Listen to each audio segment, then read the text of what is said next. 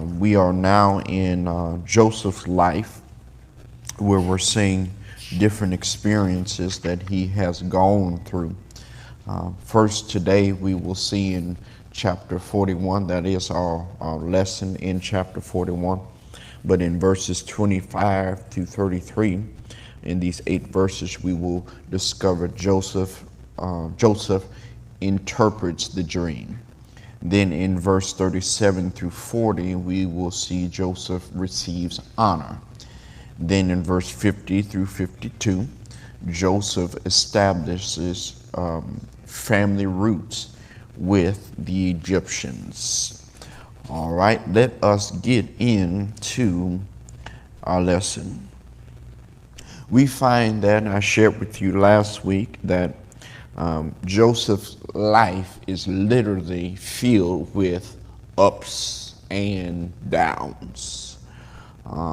It's as if that once he feels like he's up, here comes a now down road. But every time he finds himself in a down place, the Lord always has a way of picking him up. In God's faithfulness of Joseph's ups and downs, we discover that what Joseph goes through, he's growing through as well. Yes, he's already had a dream in last week's lesson of what is going to happen. Thank God, some dreams come true, and thank God there are other dreams that don't come true. And in the midst of this dream, it was definitely true. But the problem that Joseph had was that he knew how to tell everything. And with that, it created more controversy, conflict, and confusion along with his family that allowed him or ended him up from sibling to slave. And so with that being said, we find that in this lesson that Joseph is in prison. Joseph has two disturbing, or the Pharaoh rather, has two disturbing dreams. And in the first dream, 7 healthy cows that come out to the Nile begin to graze. But then 7 scrawny cows appear and eat the fat ones. In the second dream, the 7 choice ears of grain grow on one stalk. Then 7 skinny ears of grain blossom on that stalk that consume the hardy grain. Pharaoh is extremely troubled and beckons experts to give meanings to the dreams, but none of them provide a suitable analyst. And so eventually, these events remind Pharaoh's cupbearer of the time Joseph had rightly interpreted the cupbearer's dream. Pharaoh wastes no time, and Joseph is pulled out of jail, which he's in falsely. He's pulled out of jail to stand before the great ruler. Before Joseph interprets Pharaoh's dreams, he announces that it is not he that provides the interpretation, but God. Only God can give the correct answer and assure the Pharaoh of its accuracy. Through this event, God provides an opportunity for Joseph to find favor with Pharaoh and to give God credit for the interpretation. Here it is. We know that Joseph is a dreamer, and ideally because he is a dreamer, he's able to interpret dreams. With that being said, we all can determine that it was a gift. It was a gift that only God can grant or give. Some gifts, my brothers and sisters, will get you into trouble. you will always, because you're gifted, find yourself in trouble before you experience triumph. Gifts will get you into trouble before you experience triumph. I say that because when you are gifted, it is not necessarily a book or a guide that comes with the gift. It's a literally hands-on, learn as you go. You don't know the side effects of your gift. You don't know sometimes when to share and when not to share, who to share it with and who not to share it with. You don't know a lot of things. And the more you are participating with the gift that God has given you, then you know what to do, when to do, how to do. You know when and all the little secrets about it, or the different starts and the stops about it. And so it reminds me of the gifts that Jesus gave, the talents, whatever you want to call it. And he gave some 10, he gave some 5, and he gave 1. And with that being said, he came back to find out what they did with their talents, what they did with the gifts that he had given them. And with the 10, he used all 10, and he gave them 10 more. With 5, he used all 5 and gave them 5 more. But with the 1 that the guy had, he buried it, he hid it, he, guess what, sat on it. He did not do anything with it. And so with what God had given them, guess what? God took it back and then gave it to someone else. And here it is, and sent him away giftless, watch this, and godless. So with the gift that God gives us, now we must come to understand with Joseph, he didn't ask for the gift. God gave it to him. God will only give you what he can trust you with. But it's not just a matter of him trusting you with the gift, but do you trust him with the gift that he gave you? Because you can try to figure it out and manipulate it and use it for this and use it for that, but when you use it for his glory,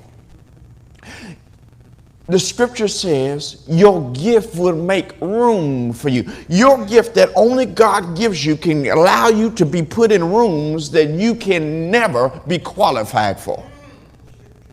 Your gift will get you to some places and get you into some possessions and get you in some things that only God can give you because of what he gave you. But you have to learn how to give the gift back to him.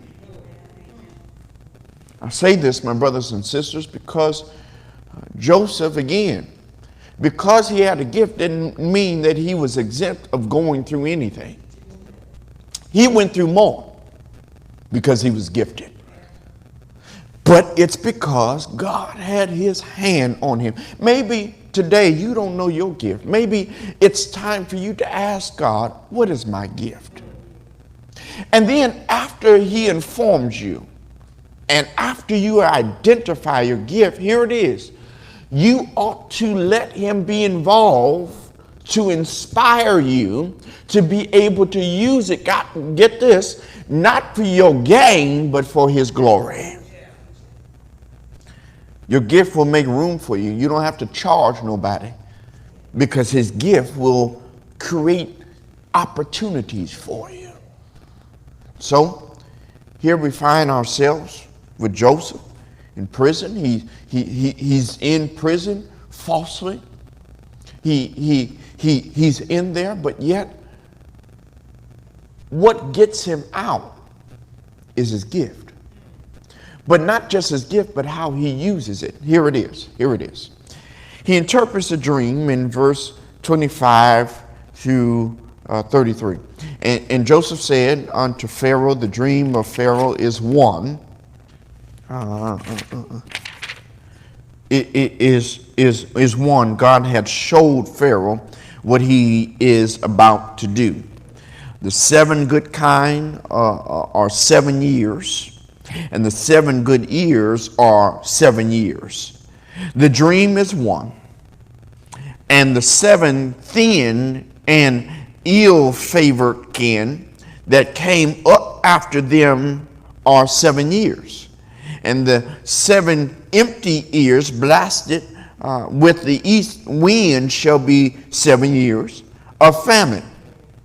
This is the thing which I have spoken unto Pharaoh. What God is about to do, he showeth unto Pharaoh. Behold, there come 7 years of great plenty throughout all the land of Egypt. And there shall rise after them 7 years of famine.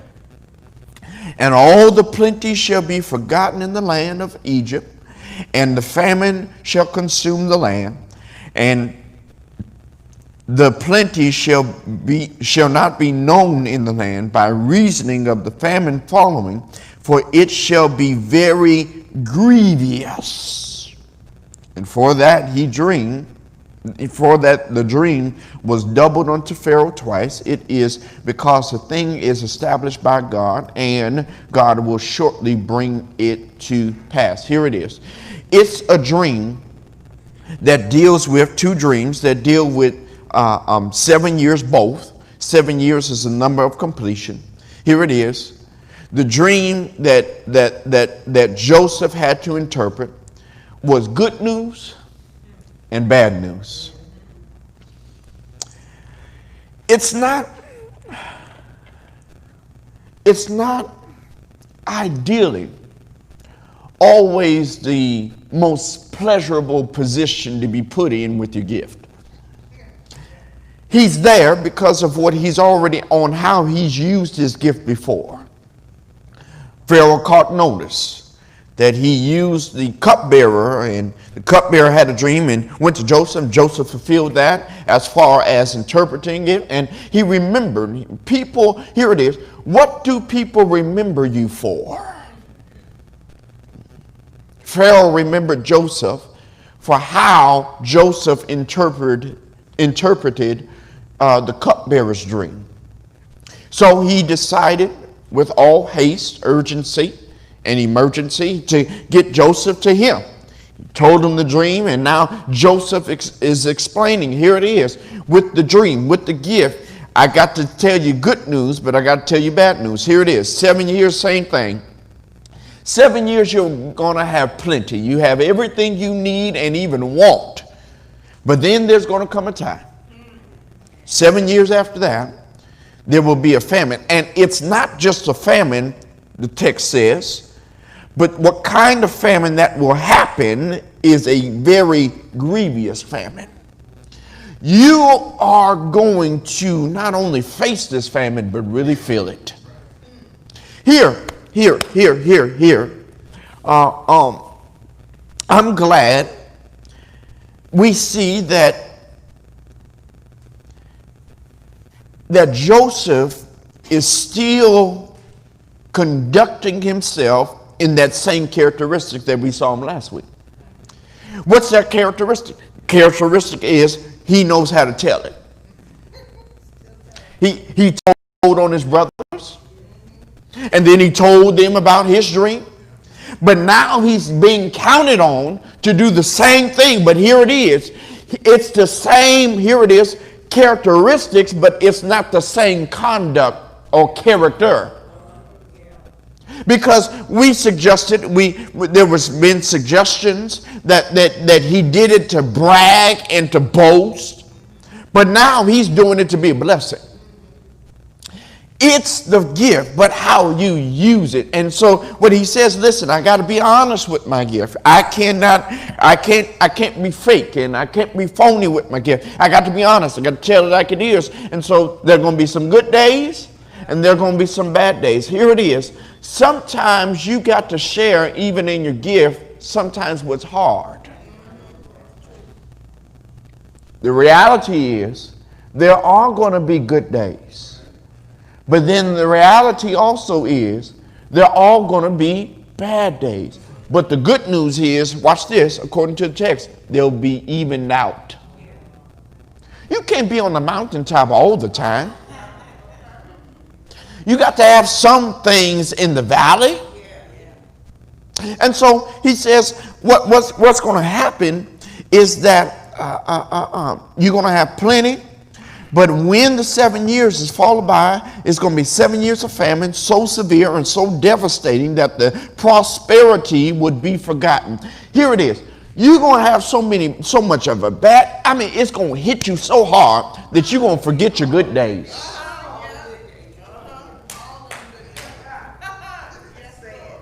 Are y'all hearing me? He got to tell him that. Sometimes God, will allow you to go through something to forget the good things that we thought were good back then. But then so that we can come out even in the valley to say like the psalmist, it was good for me. It didn't feel good to me, but it was sure enough good for me. And so he says it's going to hurt you so bad, it's going to hit you so bad that you're going to forget what good days are. The people would not care to reminisce about the good old days, as the severity of the 7 years of famine would indeed be complete, or completely destroy life, cattle, and crop. So it's going to be very grievous. But then, not only does he say the trouble of the dream, but he says the timing of it. Whether you know or not, he says, God will shortly bring it to pass. It's closer than you think.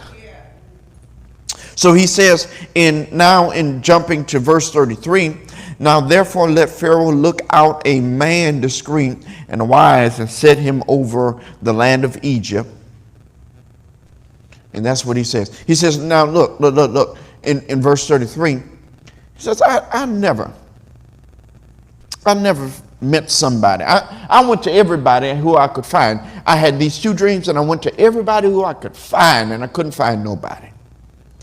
So I thought about you. You came and you interpreted. I didn't like to hear what I heard. But sometimes you got to be able to just handle what's hard to hear. And so what he says, now therefore let Pharaoh look out. A man discreet. Discreet literally means understanding. A man with understanding. And a man is wise. And set him over the land of Egypt. Here it is. Joseph came from the prison. But now Pharaoh is going to put him into the palace. But he ain't just in the palace just to be in the palace. But he's in the palace because of his power. His power, he will later admit and acknowledge, is not of him. Here, I like Joseph's humility. Because even in the honor, he's still humble enough to realize and recognize that, yes, I got this gift. And again, watch this. God opens the door for him. Sometimes God opens a door and it's temporal to get you to the place that is permanent.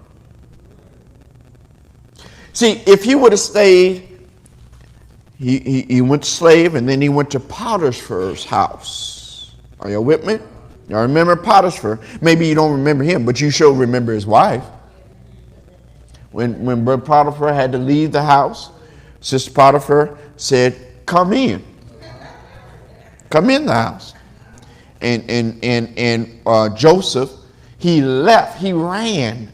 She grabbed his clothes and ran out of the house naked and found himself in the prison. Ideally, maybe if that was one of you and I did what was right, and yet I'm in prison. I did the best I could, and I wasn't good. I didn't have no desire. I didn't do anything wrong, and yet I'm the one in prison. What? I mean, I did the best I could. She came on to me. I don't even want her. And yet I'm in prison. Here it is. No matter what you go through, y'all, your gift will still make room for you. But you must use it for his glory. Let me go to verse 37 and 38. And the things was good in the eyes of Pharaoh and in the eyes of all his servants. And Pharaoh said unto his servants, can we find such a one as this is, a man in whom the Spirit of God is? What made Joseph different from anybody? It wasn't his gift, but the Spirit of God in him. God can give anyone a gift, but he wants to also equip you to, when you exercise your gift, you can be equipped with the Spirit that you need. Here it is. You can have a gift to sing, preach, pray, whatever. You can have a gift that only comes from God. But the problem is you have the wrong spirit with it. You want to be seen. You want to be noticed. You want to be heard. You want to be looked at. You want attention. You want all eyes on you. You want to pat yourself on the back. You want to be celebrated and acknowledged. Here it is. It's when you take the place of the gift giver. It's when you want to be seen. It's when your spirit shines through instead of his. And that's what made the difference between Joseph and others. It wasn't just the gift, but it was the Spirit of God. Here it is. When you do what you do, when you exercise your gift, people can identify, those who know the Spirit, can identify the Spirit of God. Know the Spirit try the Spirit by the Spirit. It's to identify, because you can sing with, and somebody can have the best amazing voice to sing, and they don't move nobody. But there's someone that can come up, stand up feeble, and Harvey Watkins said, with a tremble in their voice. And can't even hold a clear, stable note, but with a tremble, and yet still can bless the house more than someone who can sing from Sangersville. Because it's the Spirit of God that is with him. And so he closes out in verse 39 as well, and 40, and then we're going to verse 50. But he says, and Pharaoh said unto Joseph, for as much as God has showed thee all this, there is none so discreet and wise as thou art. Thou shalt be over my house, and according unto thy word shall all my people be ruled. Only in the throne will I be greater than thou. Get a load of that. He's sold into slavery by his siblings and has now status among the whole land. Eventually, we talked about it last week, so it's not a spoiler alert. But eventually his family is going to come to him. The ones who did him wrong will come to him to ask for help. The one who hurt him, he's going to have to help. All right? But get a load of this. Because of his gift, he's in prison. Pharaoh gets him to come, interprets the dream, does it honestly, and does it right. And as a result, Pharaoh puts him second in charge of the whole land. Here it is. His gift, he never used his gift for position.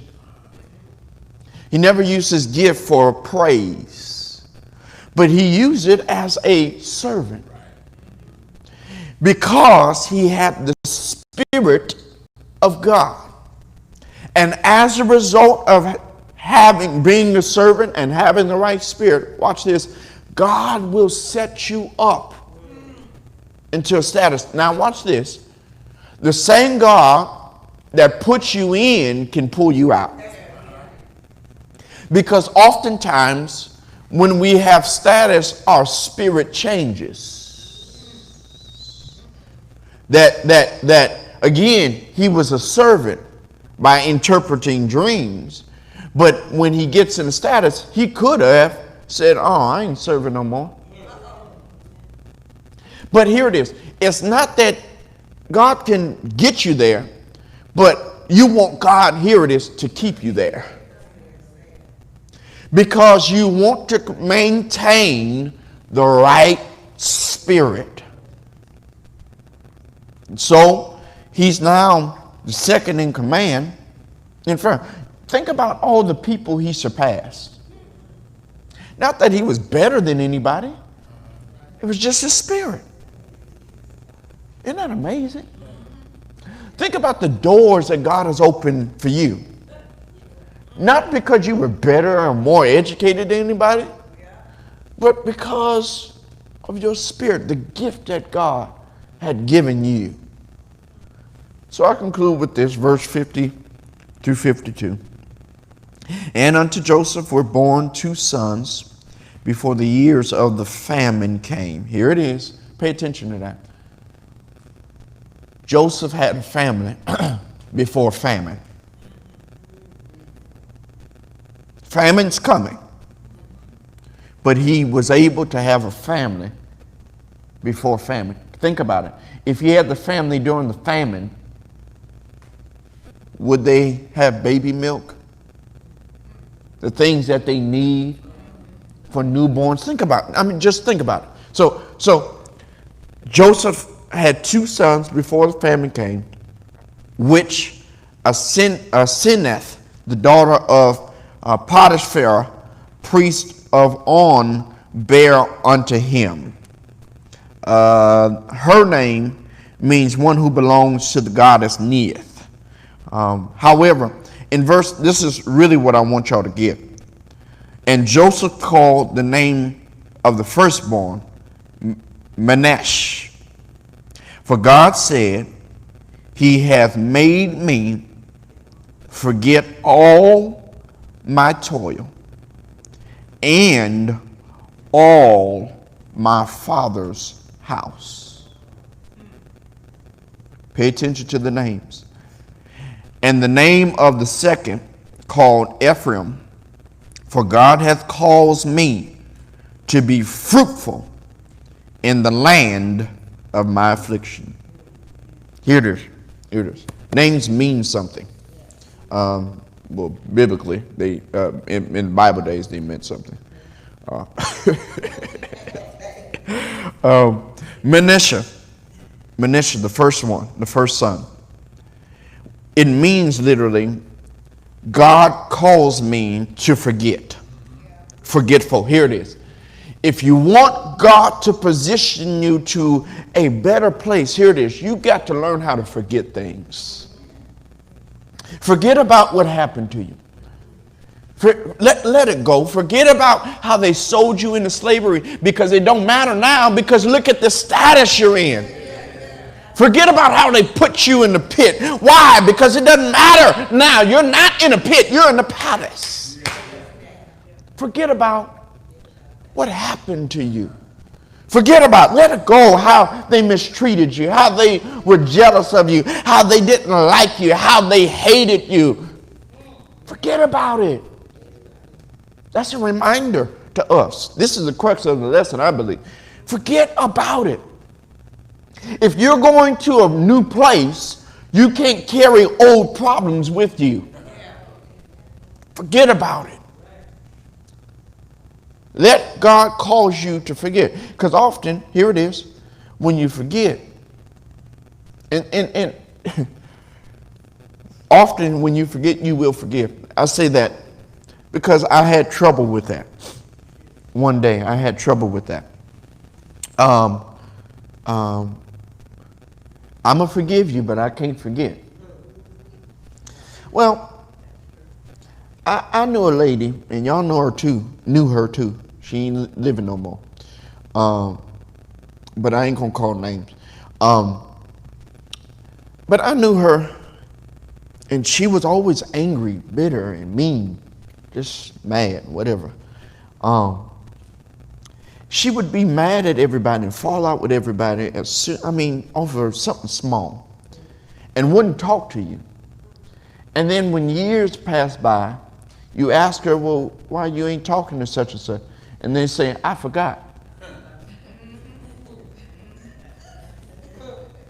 Well, if you forgot while you were mad, why not forgive? Does that make sense? So there is a sense that you can forget. When you move on, when you let go, you can forget. And then you can forgive, all right? Second thing is, he calls him Ephraim, the second son. It's translated double fruit or very fruitful. Here it is. God was able to cause Joseph to be fruitful in the land of my affliction. Here it is. It's amazing that in the place that you're in, you probably don't like it. But God is able to provide for you even at a place of pain and problem. Somebody ought to really say hallelujah there. Because it takes sometimes problems, places of being without. It takes, here it is, famine, to see how God is able to feed you. It takes a pandemic to see how God is able to protect you while everybody is dropping like flies. It takes things in our lives to see how God is able to come through even in a crisis. Here it is, not because of our gift and who we are, it's just because we want to give him glory with the gift that we got. Find your gift. Get to know it. Learn what it is. And don't make up your gift. Because Negroes tell me, well, my gift is calling people. No, the heck it's not. Calling people to check on people. That ain't no gift. That's something you can do. You call people anyway to bother them or to cuss somebody out or whatever. That ain't no gift. Ask God, what is your spiritual gift? Go to 1 Corinthians, where Paul lists the spiritual gifts. Speaking in tongues, that's a spiritual gift. Now with that though, it ain't shit about a Honda. That's not speaking in tongues. I'm sorry if you get offended by that, but it's not. It's not. It's where we can understand. It's an interpreter as well that is needed. Look in 1 Corinthians chapter, I can't think of the chapter right now, but 1 Corinthians, maybe chapter 10, 13, something like that. Look at the spiritual gifts. Learn what your spiritual gift is. Ask God what your spiritual gift is. Because it ain't just calling people. That's the craziest thing I ever heard. All right? So God bless you and God keep you is my prayer. I hope that you got some out this lesson.